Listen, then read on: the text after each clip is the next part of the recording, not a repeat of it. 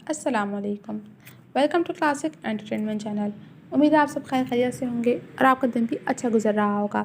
میں طوبہ کامران لے کر آئی ہوں آپ کے لیے افسانہ میرے ہمدرد بے دردی. تو اس کو تحریر کیا ہے افشا کنول نے. لیکن شروع کرنے سے پہلے میری آپ سے ریکویسٹ ہے کہ اگر آپ نے ہمارے چینل کو سبسکرائب نہیں کیا تو جلدی سے سبسکرائب کر دیجیے اور بیل آئیکن کو بھی پریس کر دیجیے تاکہ ہمارے چینل پہ آنے والی تمام ویڈیوز آپ کو سب سے پہلے دیکھنے کو ملیں اور ناول سب سے پہلے پڑھنے کو ملیں. تو چلیں اب شروع کرتے ہیں. میرے ہمدرد بے دردی. تحریر افشا کنول. قسط نمبر 1.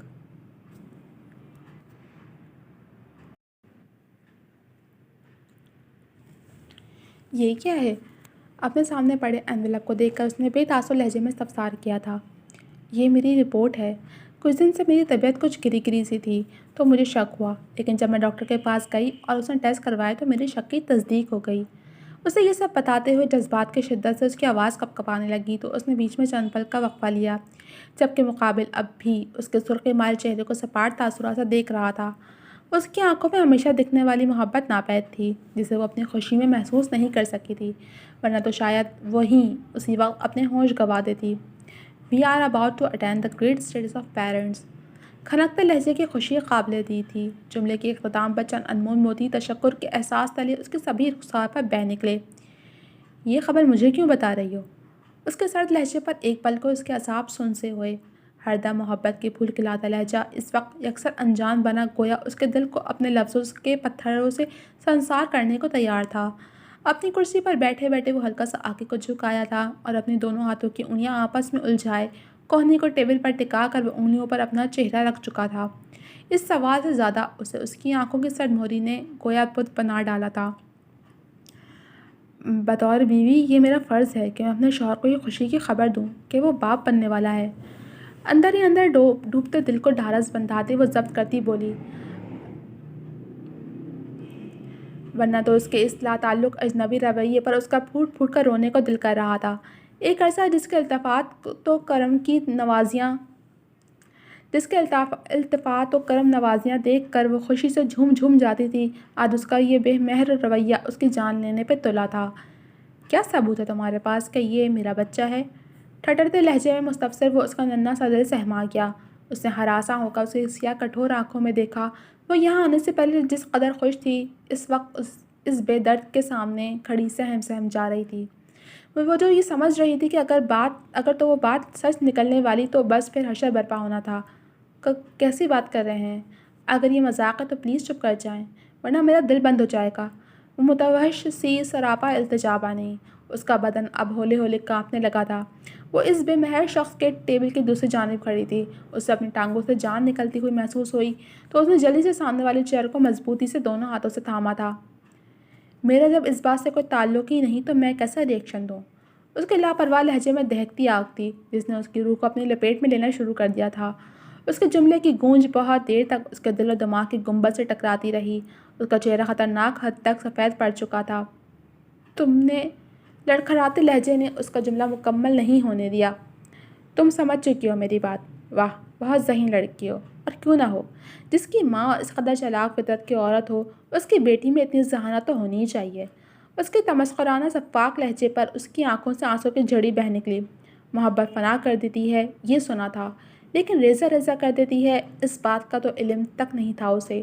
اس کی سمجھ نہیں آ رہا تھا کہ سامنے بیٹھا یہ شخص زیادہ شفاف ہے یا وہ محبت. اس شخص کی محبت نے اسے چادر نہیں دی بلکہ سارے زمانے کے آگے محبت کرنے کے جرم میں اس کی روح کو بے پردہ کر دیا. اس کے جسم کا ریشہ ریشہ درد سے چٹکنے لگا تھا. محبت ہار گئی تھی اور نفرت جیت گئی. وہ بت بنی زرد چہرے کے ساتھ مسلسل اس کے وجہ چہرے کو دیکھے جا رہی تھی جس وجہ سے مقابل جھنجھلا رہا تھا. تم نے میرا بہت وقت برباد کر دیا. میں لیٹ ہو رہا ہوں. 1 گھنٹے بعد میری فلائٹ ہے. وہ ایک دم چیئر چھوڑ کر اٹھتا مصروف انداز میں بولا. لیپ ٹاپ بیگ میں ڈال کر اس نے پیون کو بلانے کا تردد نہیں کیا. بیگ شولڈر پر لٹکا کر اس نے اسٹینڈ سے کوٹ اٹھایا. واپس پلٹ کر ٹیبل پر رکھے موبائل کو عجلت سے ہاتھ میں پکڑے وہ اس اجڑی عمارت سے کھڑے وجود سے نظر چراتے تیزی سے باہر کی جانب بڑھ گیا. اس نے جاتے ہوئے پلٹ کر بھی نہیں دیکھا کہ پلٹ کر دیکھنے والے اکثر پتھر کے ہو جاتے ہیں، لیکن اگر وہ پلٹ کر دیکھ لیتا تو پتھر سے موم بن جاتا. اس کے جاتے ہی آفس کے کمرے میں موت کا سا سناٹا چھا گیا۔ آج اس کی محبت کی موت ہوئی تھی، اور محبت کی اس زندہ لاش کو نہ کسی نے کفن دیا تھا، نہ اس کی برہنہ محبت کو قبر نصیب ہوئی تھی۔ شیز، آپ مجھ سے کتنی محبت کرتے ہیں؟ ہر بار کی طرح اس نے اس بار بھی یہی سوال دہرایا تو اس کے وجہ چہرے پر مسکراہٹ آ گئی، سمندر جتنی۔ ہر بار کی طرح اس کا جواب بھی سیم ہی تھا، یعنی گہری اور شدید ترین۔ وہ اس اظہار پہ کھلکھلائی تھی۔ شیز ٹریک پر بھاگتے ہوئے اپنے خیالوں سے ایک دم ہی باہر نکلا جب ایک نسوانی وجود اس سے ٹکراتا ہوا آگے کی سمت نکلا تھا۔ سیج سے سمر کے بچے ٹھہر جاؤ، آج میں لازمی تمہارے ٹکڑے ٹکڑے کر کے فروٹ چاٹ بناؤں گی۔ تیش میں لپٹی غصیلی آواز پر وہ گویا منجمد ہوا تھا۔ پیر زمین نے جکڑ لیے تھے، لہجہ دھیما نہیں تھا لیکن آواز ہم دیا سرسراتے لبوں نے جنبش کی تھی۔ مجھے علم تھا کہ تم آدم خور ہو چکی ہو، اور آج اس بات کی تصدیق بھی ہو گئی۔ ایک بندے کو ٹکر مار کر زخمی کرتے، دوسرے معصوم بندے کو سریعام مار کر کھانے کی بات صرف پری صاحبہ ہی کر سکتی ہیں۔ تو بس ثابت ہوا، پری آدم خور ہوتی ہیں۔ اس کی پہنچ سے تھوڑا دور ہوتا وہ پلٹ کر مفکرانہ انداز میں غور فشانی کرتا۔ اچھا خاصا اس کا خون جلا چکا تھا، لیکن اس ٹکر والی بات پر وہ واقعی شرمندہ سی پلٹی۔ سوری سر، اس نالائق سمر کی وجہ سے میں آپ سے ٹکرا گئی، آپ کو لگی تو نہیں؟ وہ ساکت کھڑے شیز سے مخاطب ہوئی، جس کی بے تابانہ نظریں اس کے چہرے کا وارفتگی سے گویا ایک ایک نقش حفظ کر لینا چاہتی تھیں۔ اوہ ہیلو، نالائق کس سے کہا؟ ٹاپر ہوں میں، بھول گئی کیا؟ 2 دن پہلے ہی ڈاکٹری کی ڈگری لے کر واپس لوٹا ہوں، اور تم مجھ جیسے ایک قابل انسان کو ایسے لقب سے نواز رہی ہو؟ وہ تو گویا مرنے مارنے پر اتر آیا تھا۔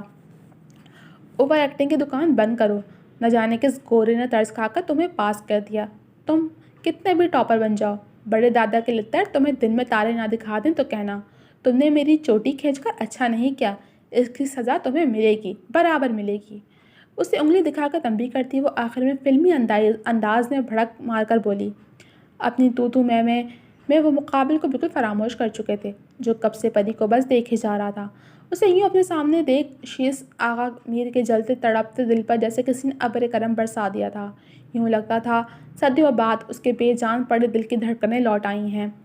ہم اپنی چونچیں بعد میں لڑا لیں گے، پہلے ان اپالوں سے اپولوجائز کر لیں تاکہ گھر چل سکیں۔ مما جی ناشتے پر ہمارا ویٹ کر رہی ہوں گی۔ وہ سامنے کھڑے شیز کی وجاہت کی بنا پر اسے اپالو کے لقب سے نوازتے اسے کوہنی مار کے بولا تو وہ جلدی سے black and white track suit میں ملبوس لمبے چوڑے شیز آغا میر کی جانب متوجہ ہوئی۔ شیز کے کالے بال اس کی روشن پیشانی پر بکھرے ہوئے تھے، کالی سیاہ آنکھیں، کھڑی مغرور ناک، بھرے بھرے سرخی مائل لب اور گھنی مونچھیں اس کی وجاہت کو مزید بڑھا رہی تھیں۔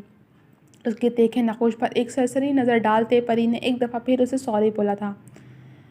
تمہارا نام کیا ہے؟ اس کے سوری کے جواب میں اس نے غیر متوقع سوال پر پری کی ماتھے کی تیوری چڑھی۔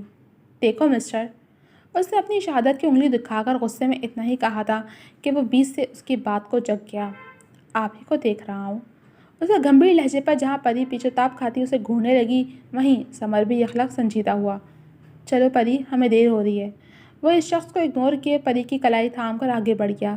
اس کی مرمری کلائی سمر کے ہاتھ میں دیکھ اس کے اندر اشتعال کی ایک شدید لہر اٹھی۔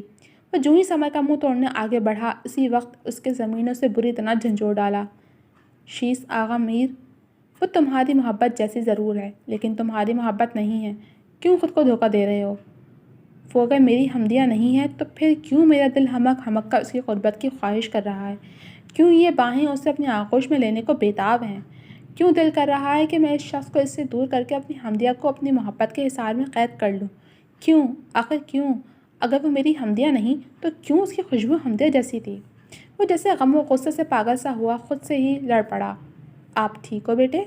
اپنے قریب کھڑے ایک بزرگ کو متفکر انداز میں سوال کرتے دیکھ وہ ایک دم ہوش میں آیا اور اطراف میں نظریں گھمائیں، لیکن وہ لڑکا اور لڑکی اسے کہیں نظر نہ آئے۔ وہ بے قرار ہوتا تیزی سے دوڑتا ہوا مین گیٹ کی جانب بڑھا، لیکن اسے مایوسی کا سامنا کرنا پڑا کہ وہ لوگ باہر ہی موجود نہیں تھے۔ کیا واقعی وہ ہمدیہ تھی یا محض میری نظروں کا فطور تھا؟ سیدھے ہاتھ کی انگلیوں اور انگوٹھی کی مدد سے اپنا ماتھا مسلتے وہ ہولے سے بڑبڑایا، پھر ٹھنڈی سانس ہوا کے سپرد کرتے خود کو کمپوز کیے اپنی گاڑی کی طرف بڑھ گیا جہاں ڈرائیور اس کا ویٹ کر رہا تھا۔ آج تمہارا فرسٹ ڈے ہے ہاسپٹل میں، بڑے دادا کا نام مت ڈبو دینا۔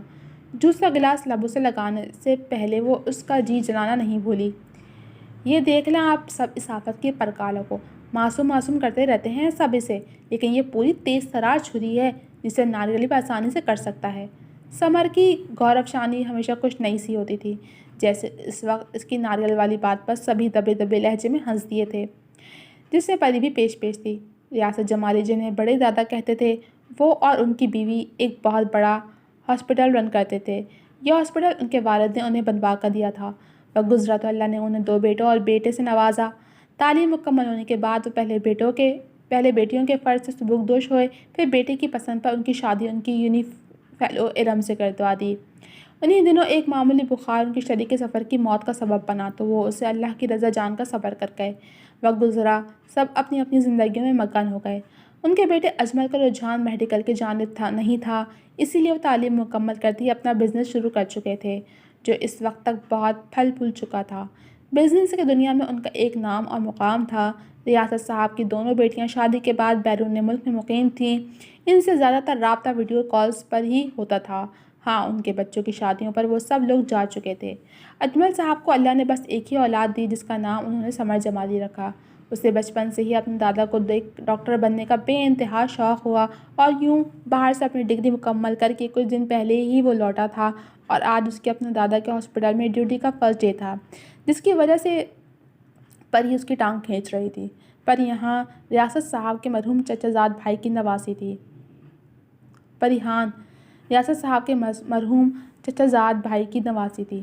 پہلے باپ کے چھوڑ جانے اور پھر ماں کے انتقال کے بعد جب وہ غم سے نڈھال تھی اور اسے جذباتی سہارے کی ضرورت تھی تو وہ اجمل صاحب لاہور سے اسے اپنے ساتھ کراچی لے آئے تھے۔ اسے کافی وقت لگا تھا سنبھلنے میں۔ اس دوران ان تینوں نے اس کا بھرپور ساتھ دیا اور اس کی شخصیت کو اعتماد کے ساتھ محبت دے کر یکسر بدل دیا۔ اس دوران وہ اجمل صاحب کا آفس جوائن کر چکی تھی۔ بس جب سے سمر لوٹا تھا وہ تب سے آفس نہیں جا سکی تھی، لیکن آج ہر حال میں اسے آفس جانا تھا کہ ایک بہت بڑی کمپنی کے ساتھ ان کا کانٹریکٹ ہونے جا رہا تھا۔ وہ اس کانٹریکٹ کو لے کر بےحد خوش تھی۔ رات ہی سے اس نے تمام تیاری مکمل کر لی تھی۔ اس وقت وہ black stylish ladies coat pant میں ملبوس، وائٹ شرٹ پر ملٹی شیڈ کا اسٹالر گلے میں ڈالے، اسٹریٹ سلکی بالوں کی اونچی پونی باندھے، گرے آنکھوں میں شرارتی چمک لیے سمر کو اپنے نشانے پر رکھی ہوئی تھی۔ تم مجھے چھوڑو، اپنی کمر کس لو، یہ نہ ہو کہ میٹنگ کی ساری تیاری پانی میں بہہ جائے۔ سمر: اچھا بولو، یہ کیا منہ پھاڑ کر میری بچی کے کام کو ٹوک دیا؟ سمر کے جلے کٹے لہجے پر ارم بیگم پیار بھری سرزنش کرتے اسے گھورنے لگیں۔ دادا، دیکھ لیں آپ اپنی اکلوتی بہو کو، بیٹا اتنے برس بعد لوٹا، اس کی قدر ہی نہیں، اور تو اور ڈیوٹی کے پہلے دن ہی جانے سے پہلے ڈانٹ رہی ہیں۔ وہ منہ بسورے چھوٹے بچے کی طرح اپنی ماں کی شکایت کرنے لگا۔ ریاست صاحب، جو اخبار کے شہ سرخیوں میں گم تھے، اس کی پکار پر اخبار ایک طرف کرتے اس کی جانب متوجہ ہوئے۔ ارے یار، فکر نہ کرو، وہاں تمہارا استقبال تمہارے شایان شان ہوگا۔ سوال جنا جواب گندوں میں وہ سارے ہی کھلکھلا اٹھے۔ البتہ سمر نے منہ پھلا لیا۔ میرے بیٹے، تمہارے غم میں میں برابر کا شریک ہوں، میری شکایت بھی یوں ہی انسنی رہ جاتی ہیں۔ اجمل صاحب کے پرمزاح لہجے پر ایک دفعہ پھر قہقہ پڑا تھا۔ اب کے ریاست صاحب بھی بات سمجھتے ان کے ساتھ شامل ہو چکے تھے۔ دراصل وہ اخبار یوں ہی انہماک سے پڑھا کرتے تھے اور پڑھتے وقت وہ ارد گرد سے غافل ہو جاتے تھے۔ پھر تو اگر ان کے قریب بم بھی پھوڑ دو تو وہ بے خبر ہی رہتے تھے۔ یہ تو فقط شکایت تھی۔ تمام وقت بریفنگ کے دوران پریحان کو اپنا وجود شیز آغا میر کی پرحدت نظروں کی گرفت میں محسوس ہوتا رہا۔ پورے روم میں اندھیرا چھایا تھا، بس پروجیکٹر سے نکلی روشنی تھی جس نے پری کے دلکش وجود کو اجاگر کیا ہوا تھا۔ شیز مٹھی بند اپنے لبوں پر رکھے کوہنی ٹیبل پر ٹکائے ہر شے سے غافل ہوتا، بس اس کے ہلتے گلابی لب دیکھتا تو کبھی اس کی مسکارے سے سجی گھنی خمدار پلکوں کو۔ اس کی نظروں کی حدت وہ بھی محسوس کر رہی تھی، تبھی اس کے شفاف ماتھے پر ایک تیوری نمودار ہوئی تھی۔ اس کے گلابی بھرے بھرے گال غصے کی شدت سے سرخی مائل ہوتے شیز آغا میر کے ضبط کو آزما رہے تھے۔ اس کے الوداعی کلمات ادا کرتے ہی پروجیکٹر بند ہوا اور کانفرنس روم کی لائٹ آن ہو گئی۔ لائٹ آن ہوتے ہی پری نے ایک چلچلاتی نظر اس کے خوبرو چہرے پر ڈالی۔ وہ اب بھی اسے ہی دیکھ رہا تھا، ڈھیٹ، لچڑ، نظر باز، چھچورا انسان۔ اس کے پیچھے سے گزرتے وہ ایک پل کو ٹھہر کر اپنے دل کی بھڑاس نکالنا نہیں بھولی، لیکن آواز دھیمی ہی رکھی کہ جس کو سنانا مقصود تھا وہی سن سکا۔ ان القابات پر شیز نے متاثر کن انداز میں اس پر ترچھی نظر ڈالی جو اس کے 2 سیٹ چھوڑ چیئر پہ بیٹھ چکی تھی۔ میں یہ پروجیکٹ آپ ہی کے ساتھ کرنا چاہوں گی، دوسری کوئی بھی بات کی وہ سنجیدگی سے اجمل صاحب سے مخاطب ہوا۔ میں یہ پروجیکٹ آپ کے ہی کے ساتھ کرنا چاہوں گا۔ دوسری کوئی بھی بات کیے وہ سنجیدگی سے اجمل صاحب سے مخاطب ہوا۔ ہم سے جڑ کر آپ کو مایوسی نہیں ہوگی۔ یہ پروجیکٹ میری بھانجی کا ہے اور وہ اپنے کام کو لے کر بہت پیشنٹ ہے۔ اب سے یہی آپ کو ہر چیز کے لیے بریف کرے گی۔ امید کرتا ہوں کہ آپ دونوں کا یہ ساتھ ایک بہترین تبدیلی لائے گا۔ انہوں نے خوش دلی سے کہتے اس سے مسافہ کیا تو جواباً اس کی نظروں نے اس کے رخ پھیرے چہرے کو دل پذیر نظروں سے دیکھا۔ میٹنگ کے اختتام پر سب ممبران روم سے جا چکے تھے۔ اب صرف وہ تینوں رہ گئے تھے۔ پریحان مکمل سنجیدگی سے سر جھکائے لیپ ٹاپ میں مسلسل کچھ ٹائپ کر رہی تھی، جبکہ شیس اور اجمل صاحب پروفیشنلی ڈسکشن کر رہے تھے۔ تبھی ان کے موبائل کی کالر ٹون بجی۔ کال ریسیو کر کے انہوں نے اوکے کہا، پھر کال بند کر کے پریحان کی طرف متوجہ ہوئے۔ پریحان بچے، اب میں چلتا ہوں۔ جن پیپرز پر شیس آغا میر کے سائن چاہیے تم ان سے کروا لینا۔ میرے کچھ کلائنٹ میرے آفس آ چکے ہیں، مجھے ان سے ملنا ہے۔ وہ حلیم لہجے میں اس سے مخاطب ہوئے۔ آپ بے فکر ہو کر جائیں، میں سب معاملات دیکھ لوں گی۔ اندر ہی اندر اس شخص کے ساتھ اکیلا رہ جانے سے خائف وہ بظاہر پر اعتماد مسکان چہرے پر سجائے بولی تو وہ مطمئن ہوتے شیس سے چند الوداعی کلمات ادا کرتے کانفرنس روم سے باہر نکل گئے۔ حمدیہ، شیس نے ایک دم ہی پکارا، لیکن وہ اپنی چیئر سے اٹھ کر فائل میں ترتیب دیے پیپرز کو پھر سے چیک کر کے انہیں ترتیب دینے لگی۔ میرا نام پریحان ہے، بغیر سر اٹھائے وہ مصروف انداز میں بولی۔ اس کا یہ انجان بننا شیس کو سخت گراں گزرا۔ وہ ایک دم اپنی سیٹ چھوڑ کر اٹھا اور ایک جھٹکے سے اس کی کلائی تھام کر اس کا رخ اپنی جانب موڑ گیا۔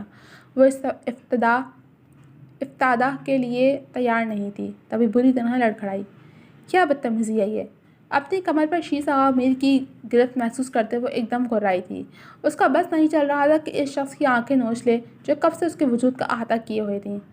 آج کے بعد تم سمر سے دور رہو گی۔ اس کے لہجے کا تحکم اسے بری طرح کھلا تھا۔ ایک تو وہ شخص اس کے اس قدر قریب تھا، بالکل اس پر چھایا ہوا۔ وہ اس کے سینے تک آ رہی تھی، جس وجہ سے وہ اس کے اوپر جھکا ہوا تھا۔ تم ہوتے کون ہو مجھے سمر سے دور رہنے کا آرڈر دینے والے؟ وہ بری طرح تلملائی اور اس کے سینے پر دونوں ہاتھ رکھ کر اپنی پوری طاقت لگا کر اسے پیچھے کرنا چاہا، لیکن وہ پہاڑ جیسا وجود ٹس سے مس نہ ہوا۔ آج کے بعد تم ایسے ڈریسنگ بھی نہیں کرو گی۔ پہلے تم خود کو ڈھانپ کر رکھتی تھی نا، میں چاہتا ہوں کہ تم اب بھی ویسی ہی ڈریسنگ کرو۔ اس لباس میں تم اور تمہارا حسن نمایاں ہو کر ہر کسی کو تمہاری جانب متوجہ کر رہا تھا۔ میرا بس نہیں چلا، ورنہ میں ان سب مردوں کی آنکھیں پھوڑ دیتا جو تمہارے وجود پر نظر ڈال رہے تھے۔ وہ اس کی بات اگنور کی اپنی بات کرتا گیا۔ اس کے لہجے میں رچی بے بسی اور جنون خیزی محسوس کر ایک پل کو پریحان لرزی دی۔ تم میری ہو حمدیہ، تمہاری موت کا یقین تو مجھے پہلے بھی نہیں تھا، لیکن تمہیں یوں اپنے روبرو دیکھ تم سوچ بھی نہیں سکتی مجھے کتنا سکون ملا ہے۔ مجھے سزا دے لو، لیکن یوں خود سے دور مت کرو، ورنہ میں مر جاؤں گا۔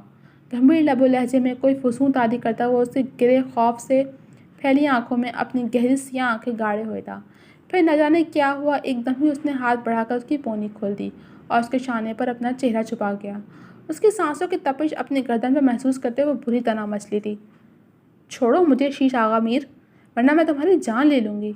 وہ بری طرح اس کے دونوں بازوؤں پر اپنے نازک ہاتھ کے مکے مار رہی تھی۔ خود کو کیوں تکلیف دیتی ہو؟ وہ نرمی سے اس سے الگ ہوتا اس کی سرخ پڑتی بند مٹھیوں کو تھام کر اپنے پر حدت لمس کا مرہم دے گیا۔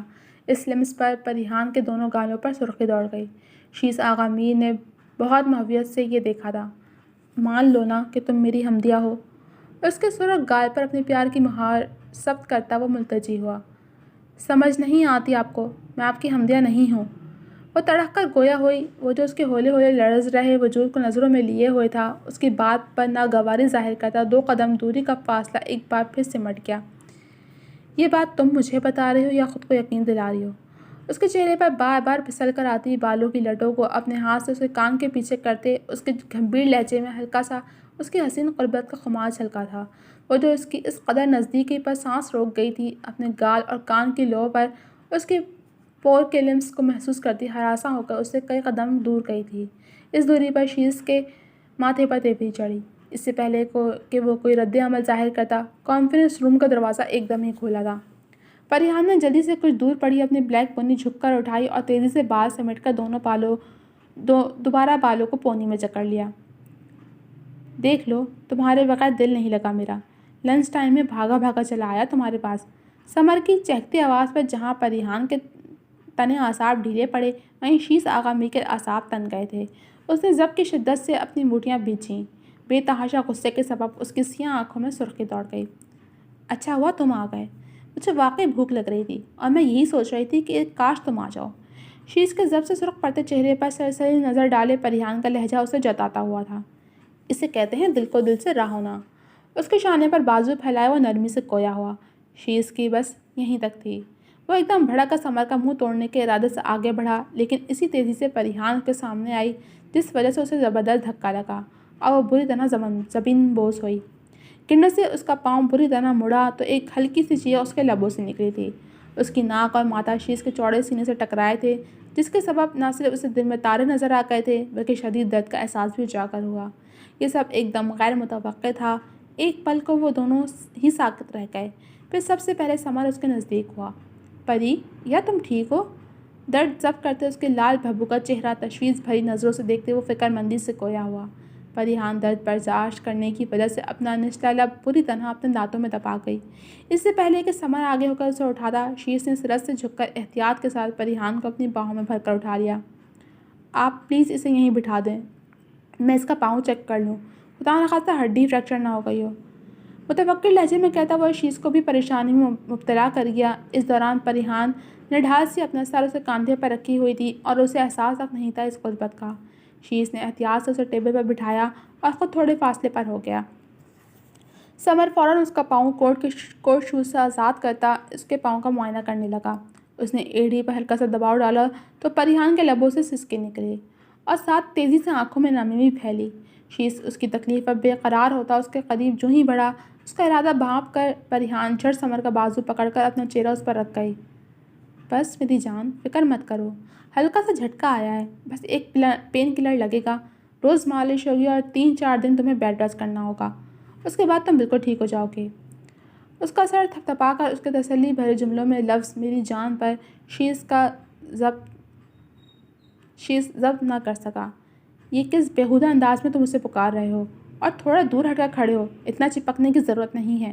اس کے سرد لہجے میں انگاروں کی سی تپش تھی۔ اس نے بمشکل خود پر ضبط کے پہرے بٹھائے تھے۔ پہلے ہی اس کی وجہ سے اس کی زندگی تکلیف میں تھی، وہ مزید اسے تکلیف نہیں دینا چاہتا تھا۔